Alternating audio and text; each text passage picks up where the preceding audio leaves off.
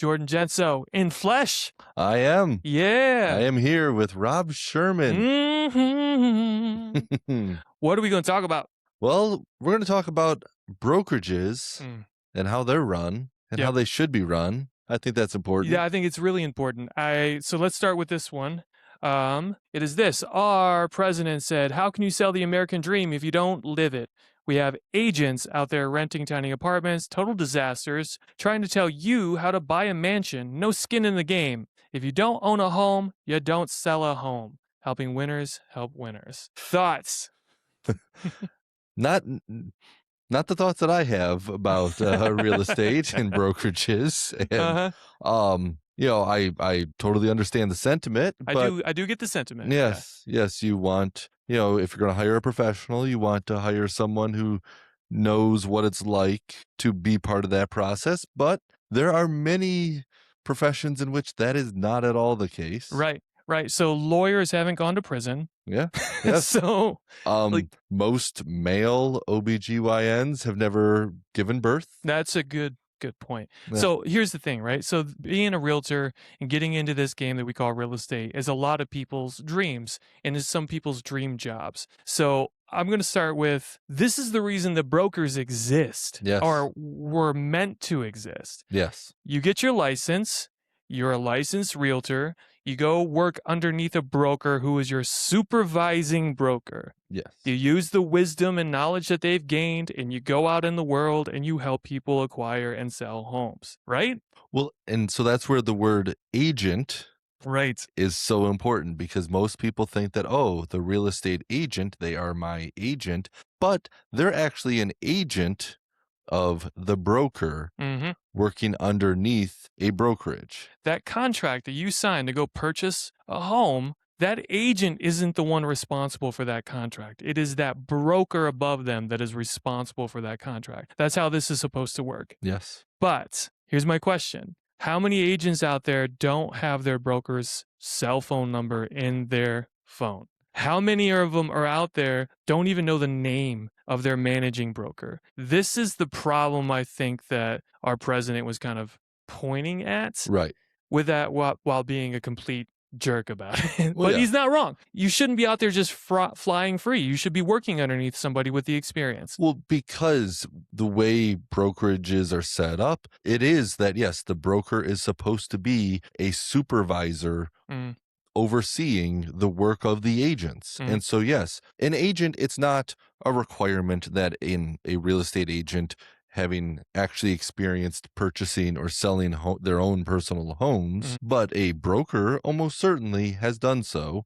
And that's where then the supervisory aspect of that broker can make up for whatever it is that the president was all concerned about. Well, to even get our licenses, we have to have sold a certain amount of houses. Yeah. To get your broker's license, you have to have sold a certain amount of homes. So I want to go to the other side. So what is being proposed on this tweet then? What is the average age of the first-time home buyer right now?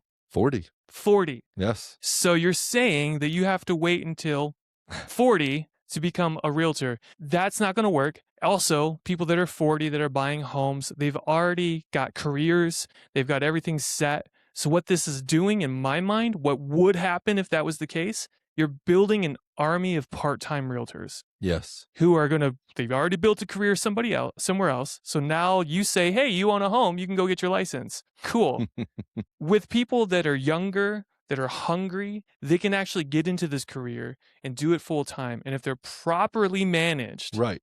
Yes. They can go out there and represent you very, very well. Yeah. Part-time agents? No. I don't like it. And that's why the brokers need to become more important in this equation at a time when we've seen as an industry, everything's kind of been moving in the other direction, where there's way too many brokerages, where the broker itself is becoming an afterthought. Yeah. That isn't even, that's just a requirement to have the brokerage, but otherwise that is it. It's just that, checking the box of, there's a broker, but they aren't fulfilling the obligation of proper oversight and supervision and training and all of this stuff that they're supposed to be contributing to that, public facing transactions and service. Yeah, I think that this should go with like almost like down the road of classroom sizes. Okay. You have a broker. How many agents underneath that broker can they actually manage, Right. actually supervise, right? Before it becomes too much and you are doing a disservice to the clients, to the general public.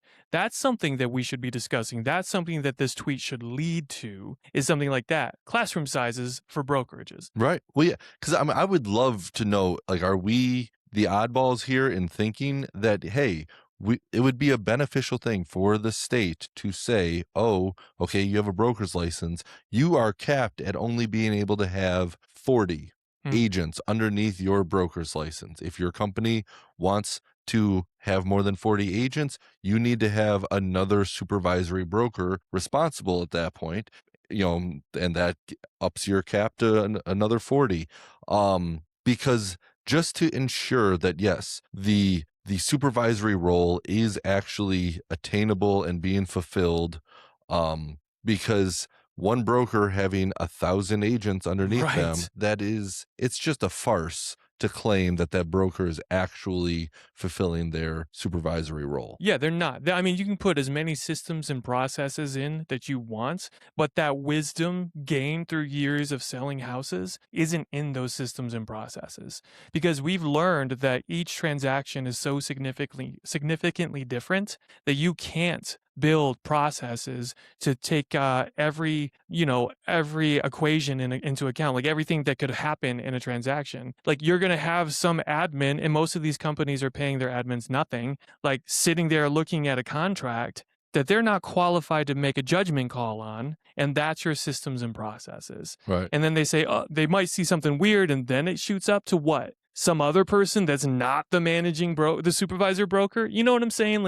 I love the concept of 40, 50 agents per broker's license, because that actually gets us back to protecting the public and the systems that were put in place that I think work. But then this massive amount of greed just gets in the way, because, hey, I can have 1,000 agents underneath me and make all this money. It's like, right, but you can't do the job that you're supposed to be doing. Right. Well, and what that would also do then is it would incentivize those agents out there that currently are, yeah, associates. It would, if they qualify, then they should do the extra education and go obtain their broker's license and become an associate broker, because, yeah, ostensibly that wouldn't count against the 50 agent cap. Mm-hmm. Because, yeah, if you're at a brokerage and you're the supervisory broker, but underneath you, some of the people you're supervising are associate brokers themselves. Hey, okay, yeah, They don't need the supervision. yeah, they've done the extra education, and know the business well enough to meet the president's arbitrary threshold. I mean, Yeah, in theory. right. Yeah. And so, yeah, so that's where we should want changes to our industry that encourage more brokers, more education, and just more professionalism, rather than moving in the other direction that we've been doing, where it's just these cloud-based brokerages with, one or two brokers in the state, with Yeah. all these agents that, in theory they're supposed to be managing and supervising, but they can't No. actually do. They've never met them in No. person. They're not even in the same state. Yeah. So I had to call, we manage 40 agents here, and I had to call another broker for a conflict that was going on between two agents, right? Which is my role. And I call him, and he's in New York, right? He's driving down the road in New York, and he sends me an email. He is the managing broker for this brokerage for 7 different states. What? Yeah. Are you serious? Like, how are you doing that job? Right. In what way are you doing? All Right. you're there for is for me to call. Right. That's it. That's it. Like, No, you're not doing anything else. And that's why it's like, yeah, we shouldn't, as it's our job to protect our industry as having standards, and that should not be sufficient for the standards that we place on ourselves. Yeah. We should want our legislators in Lansing to have stricter requirements as to, what it can be to be a managing supervisory broker, Mm-hmm. so that, yes, it's not, an individual can do that role for 7 different states. Mm-mm. Because it goes against the spirit of the rules we have in place already. Yeah, It's it a does. it's a technicality loophole that allows them to currently do that. Let's close that loophole. Right. Right. So, and what I've seen firsthand what happens in these mega brokerages that have people managing 7 states. So, I was out recruiting and I was talking to an agent at one of these large brokerages, and he didn't even know what the acronym CMA stood for. He'd been a realtor for 10 years. 10 years. You know how he priced property? He'd listed and bought homes. You know how he listed homes? He just did whatever Zillow said the price was. Oh my Yeah, because no one had taught him. Right. Nobody had shown him how to do it. And then when obviously he's having these listings where there's this massive discrepancy between list price and what it's actually worth, there's nobody watching. Right. There's nobody coming to him and saying, hey, you've been on market for 120 days. Why are you, in my estimates, $200,000 over the value? And are you out there in my name Right. telling people that their houses are worth 200 grand more than they are? Like, because that's what happens. It is turning into the wild wild west without this supervision. Right. It blew my mind, and the fact that he's just out there doing his thing, and then when I told him about our caps and stuff here, he's like, well, that's too expensive. I'm like, is it? Yeah.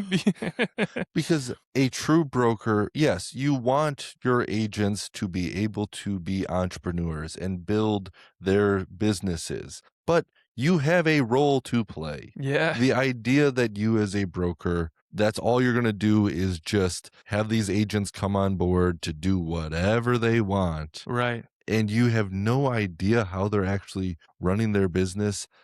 And that is just, it is really not what it's supposed to be, but it's allowed, and we shouldn't allow that anymore. No, we need to. So, I mean, is this a call to action? I think so. Yeah. I think that our associations should make it clear that our state, Michigan Realtors, should have that be part of their lobbying efforts to address this issue, because otherwise it will What's the just point of continue. a broker's license at that point? Right. What is it? Yeah. What is the point? Yeah. So, we're looking at you. Because we're so smart, we're going to tell you how to do this. Or, hey, if you disagree, if you think we're wrong, let us know why. Why do you think it's okay, for these brokerages that the agents are all throughout the state and they never actually interact with their broker? Why do you think that that's a serving the public's best interest and with the proper safeguards in place? Because I don't see it right now. No. I think, the changes are needed, but if you think the status quo is okay, tell us why. I'm down for that. I would love to have that conversation. Yeah. So, yeah. Cool. Are we done? I think so. We kind of just pontificated there about how awesome we are and how everyone else sucks, and that you need us to watch over your contracts. But that's kind of true. It is. And most people in the public don't even know what this level is. Yeah. And that's why, we're out there, we're trying to do what's right for the public, because we care. And so I think that that's why a conversation like this is needed. Well, and it's not even self-serving to continue on just a little bit, because you and I could go out and start another one of these cloud-based brokerages and have 1,000 agents underneath us and all of that stuff. Like, cool, sounds great. Let me go do that. But I kind of don't want to. No, I want to teach and build careers and help somebody actually learn how to do this job. Yeah, it's what the brokers were doing decades ago. It's what they should be doing today. Amen. All right.